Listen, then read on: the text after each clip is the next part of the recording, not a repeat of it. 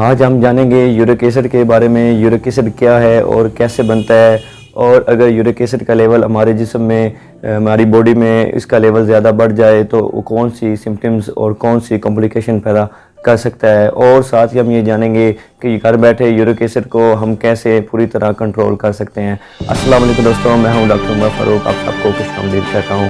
دیکھیے، York acid جو ہے ایک کیمیکل ہے، ایک سبسٹینس ہے جو کہ پیورین کی وجہ سے بنتا ہے۔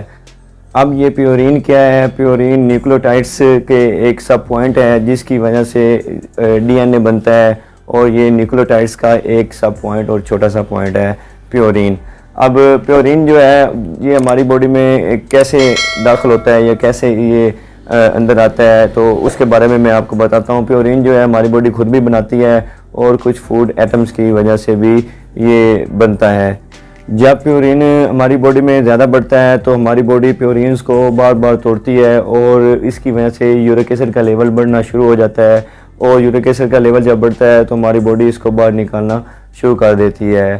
اس لیے پیورین جب جسم کے اندر داخل ہوتا ہے، چاہے وہ فوڈ ایٹم کی وجہ سے ہو یا خود باڈی بنائے، تو اس کی وجہ سے یورک ایسڈ کا لیول بڑھ جاتا ہے۔ پیورین فوڈز کا زیادہ استعمال کرنے سے ہماری باڈی میں زیادہ یورک ایسڈ بڑھنا شروع ہو جاتا ہے، اور ہماری باڈی اس کو نکالنا شروع کر دیتی ہے، اور یہ زیادہ پیورین فوڈز ایٹمز کی وجہ سے ہوتا ہے۔ اور یہ پیورین فوڈز ایٹمز کیا ہیں اس کے بارے میں بتاتا ہوں۔ پیورین فوڈز ایٹم جیسے کہ گوشت ہے، گوشت میں پیورین زیادہ ہوتا ہے، اور جب ہم گوشت کھاتے ہیں تو ہماری باڈی کے اندر پیورین زیادہ بنتے ہیں، اور ہماری باڈی پیورین کو توڑتی ہے، جس کی وجہ سے یورک ایسڈ کا لیول بڑھتا ہے۔ اور اس کے علاوہ ایگز ہیں، ایگز جو ہیں وہ بھی یہ پیورین کی مقدار اپنے اندر زیادہ رکھتے ہیں۔ جب ہم ایگز کھاتے ہیں تو ہماری باڈی میں پیورین زیادہ ہو جاتا ہے، ہماری باڈی بار بار پیورین کو توڑتی ہے، اور یورک ایسڈ کا لیول زیادہ بڑھنا شروع ہو جاتا ہے۔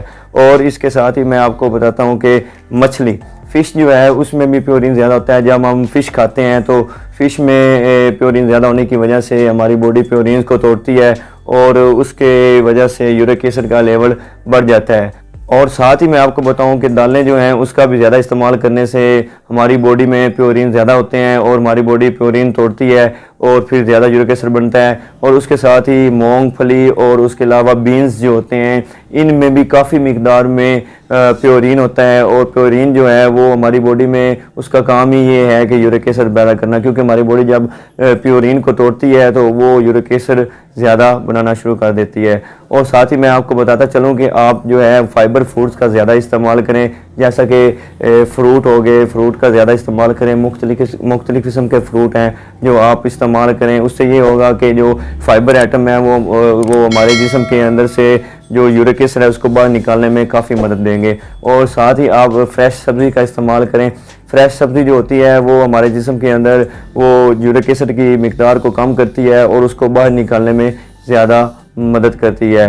اور ساتھ ہی میں آپ کو بتاتا چلوں کہ نمک اور چینی کا استعمال اپنی زندگی میں بالکل ختم کر دیں، کیونکہ نمک اور چینی یورک ایسڈ تو نہیں پیدا کرتی، لیکن ہماری باڈی سے یورک ایسڈ کو باہر نکالنے میں رکاوٹ پیدا کرتی ہے، جس کی وجہ سے یورک ایسڈ ہماری باڈی کے اندر ہی رہتا ہے۔ اور یہ یورک ایسڈ جب ہماری باڈی کے اندر رہتا ہے تو یورک ایسڈ ہمارے جوڑوں میں بیٹھ جاتا ہے، اور جوڑوں میں سوزش اور سوجن اور ریڈنس پیدا کر دیتا ہے، جس میں کافی پین ہوتی ہے، دردیں ہوتی ہیں، اور پاؤں جو ہیں وہ اور ہاتھ جو ہیں وہ سوجنا شروع ہو جاتے ہیں۔ تو آپ نمک اور چینی کا استعمال جو ہے وہ بالکل بھی ختم کر دیں۔ پانی ہے اس کا زیادہ استعمال کریں، یہ ایک سمپل سا کام ہے جو اکثر ہم بھول جاتے ہیں۔ اگر ہم پانی کم پئیں گے تو خون گاڑھا ہونا شروع ہو جائے گا، اور جب خون گاڑھا ہوگا تو یورک ایسڈ کا باہر نکلنا مشکل ہو جائے گا۔ اس لیے پانی کا زیادہ استعمال کریں۔ اب جب پانی آپ زیادہ استعمال کرنا شروع کر دیں گے تو پانی جو ہے وہ ہمارے جسم کے اندر جائے گا، اور خون کے ساتھ مل کر ڈائلیوٹ ہو جائے گا، اور خون کو پتلا کر کے یورک ایسڈ کو باہر نکالے گا۔ اور اس کے ساتھ ہی میں آپ کو بتا دوں کہ اگر آپ کو یہ سارے سمٹمز اس طرح ہی موجود ہیں، یا یورک ایسڈ کا لیول بالکل برقرار ہے، تو آپ نیئر کسی ڈاکٹر سے کنسلٹ کریں، اور یا لیبارٹری سے ٹیسٹ کروائیں۔ لیبارٹری میں 2 سمپل سے ٹیسٹ ہیں، یا وہ یورین کے ذریعے آپ کا ٹیسٹ کر لیں گے، یا بلڈ کے ذریعے یہ ٹیسٹ ہوتا ہے، وہ بہت آسان سا ٹیسٹ ہے، وہ آپ ٹیسٹ کروائیں، اور کسی ڈاکٹر سے مشورہ کریں۔ ڈاکٹر آپ کو میڈیسن پرسکرائب کر دے گا، میڈیسن آپ ضرور استعمال کریں۔ لیکن آپ اگر موٹاپے میں ہیں، موٹے ہیں، یا آپ کافی ہیلدی ہیں یا فیٹی ہیں تو آپ کو چاہیے کہ آپ واک کریں اور اس کے علاوہ اپنا ویٹ لوز کریں.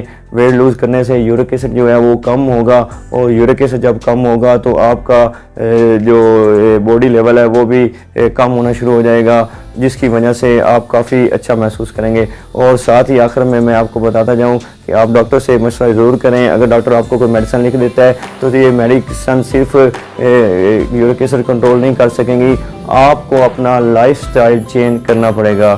اس کے ساتھ ہی اگر آپ کو ہماری یہ ویڈیو اچھی لگی ہو تو لائک کریں, شیئر کریں اپنے دوستوں اور ان فیملی ممبر کے ساتھ جو کہ یہ اس یورک ایسڈ کے معاملے میں پریشان ہیں اور اس کی جانکاری جاننا چاہتے ہیں.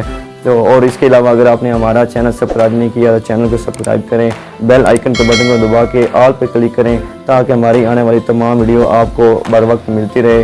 آج کے لیے اتنا ہی, اگلی ویڈیو کے ساتھ ملتے ہیں. اللہ حافظ.